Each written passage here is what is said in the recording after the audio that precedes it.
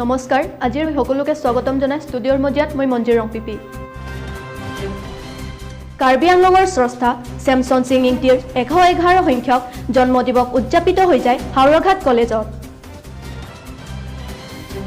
দিল্লী পৰিষদীয় সমষ্টিৰ লাংপ্ৰডিংপি বাপ্তিষ্ট মণ্ডলীত বাপ্তিষ্ট ফেলোশ্বিপৰ 40 সংখ্যক বছৰকীয়া সন্মিলন অনুষ্ঠিত হৈ যায় ইপিনে সোমবাৰে কাৰ্বি আংলঙৰ দিছামাৰ 2 নং হিডিম টিমুং গাঁৱত 30খন গাঁৱৰ গাঁওবুঢ়াৰ এখনি সভা অনুষ্ঠিত হৈ যায়